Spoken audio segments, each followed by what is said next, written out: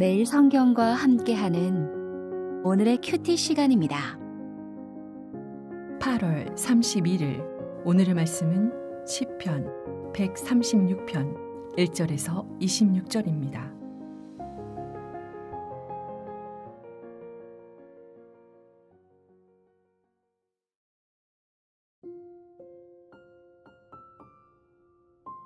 여호와께 감사하라.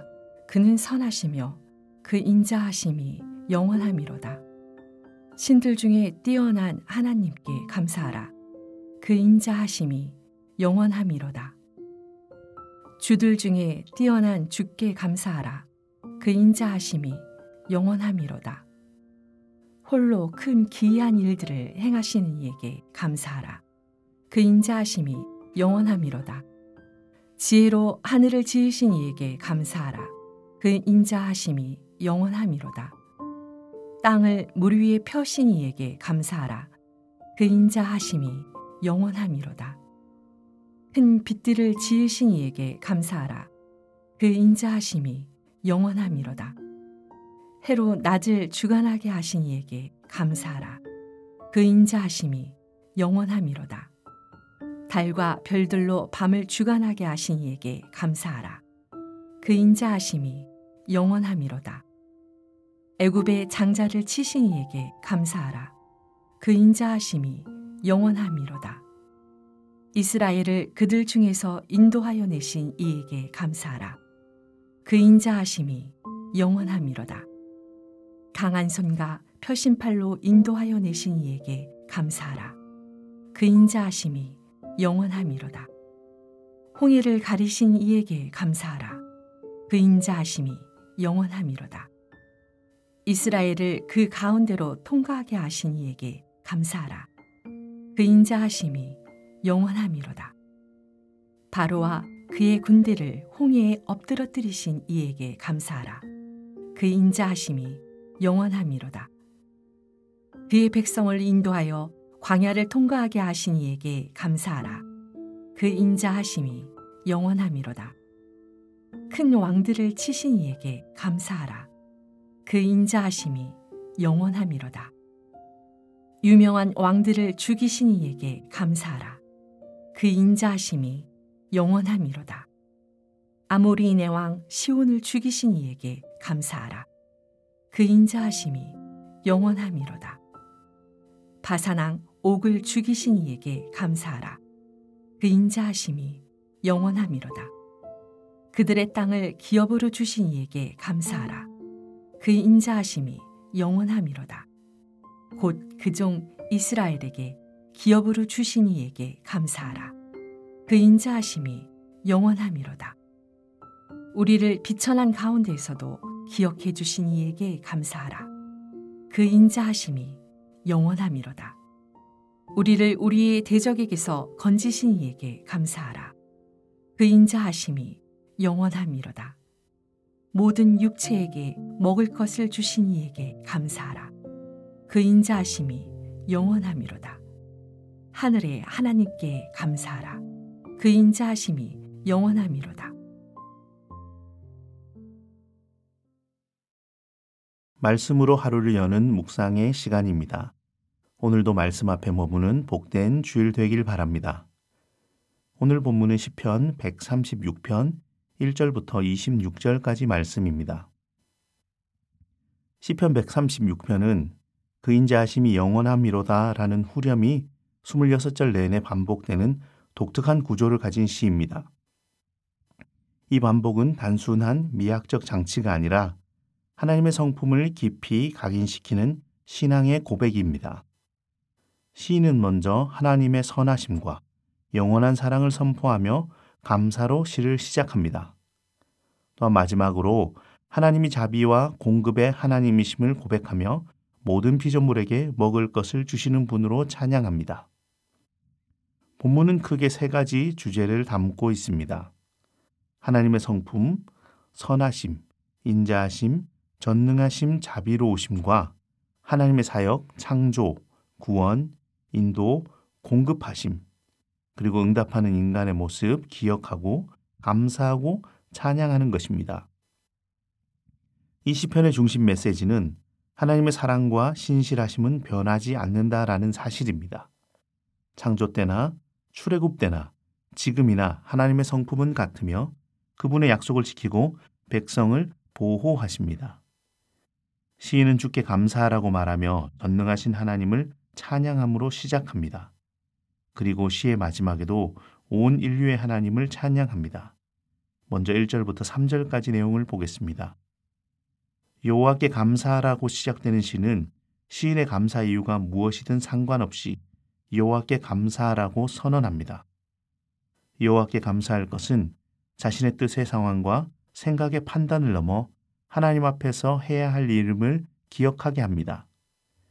이어 감사의 이유가 선하고 인자하심 위에 영원하심으로 더해집니다.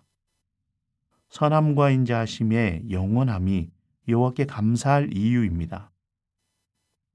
인생의 선함과 인자하심을 한번 맛보아도 그 인생은 다르게 될 것인데 영원한 인자하심을 누리고 사는 그 인생은 어떠할지 기대하게 됩니다.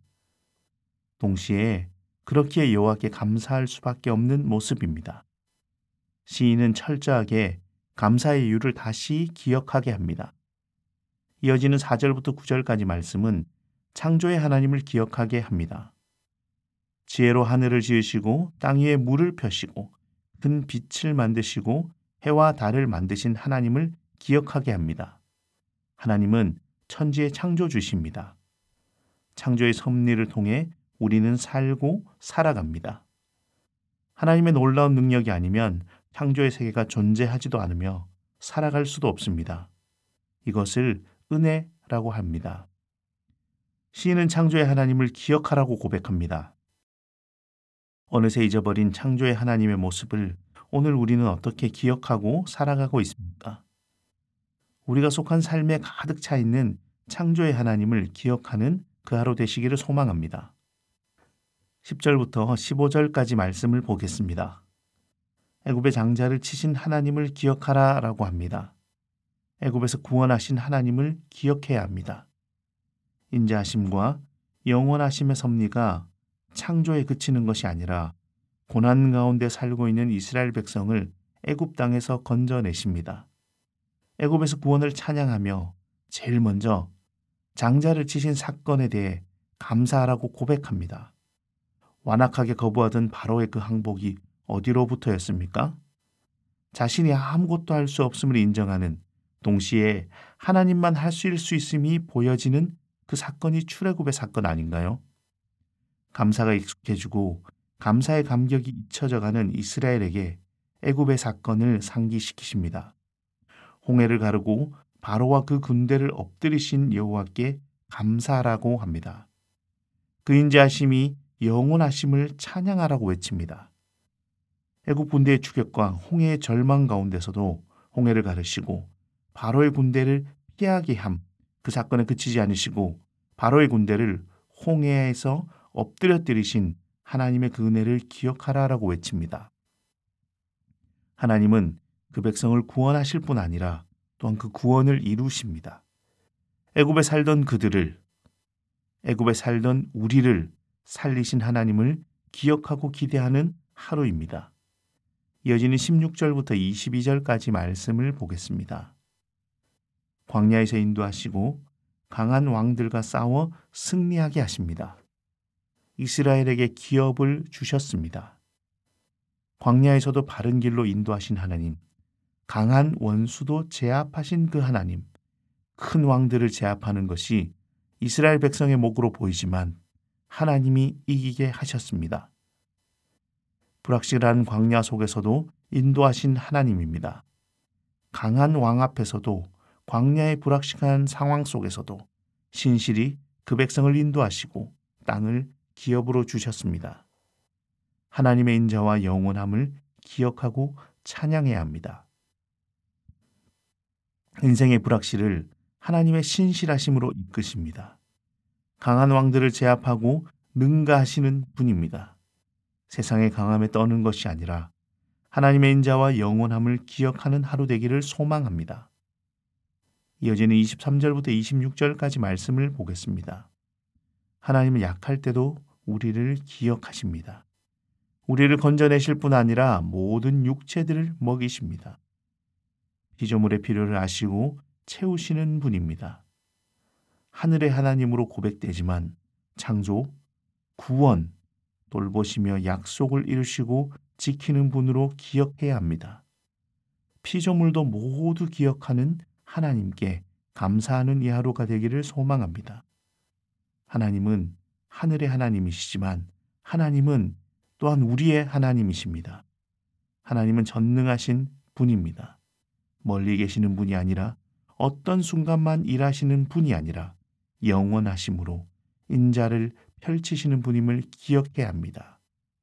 이렇게 하루도 살아가기를 소망하며 함께 기도하겠습니다. 여호와께 감사하라. 그는 선하시며 인자하심이 영원함이로다라고 고백하며 멀리 계신 하나님, 하늘의 하나님만 기억하며 살아왔던 나의 모습을 용서해 주십시오. 시인의 고백처럼 하나님은 창조하시고 구원하시고 약속을 지키시고 기억하고 도우시는 분임을 다시 기억하게 하심 감사합니다. 우리의 오늘도 영원한 인자로 돌봐 주심을 감사하고 신뢰합니다. 그래서 오늘의 우리의 입이 여호와께 감사하라. 그는 선하시고 그 인자하심이 내 인생에 영원하기로 하도다 라고 고백하는 이 하루가 되게 하옵소서. 모든 말씀 예수님의 이름으로 기도하옵나이다. 아멘.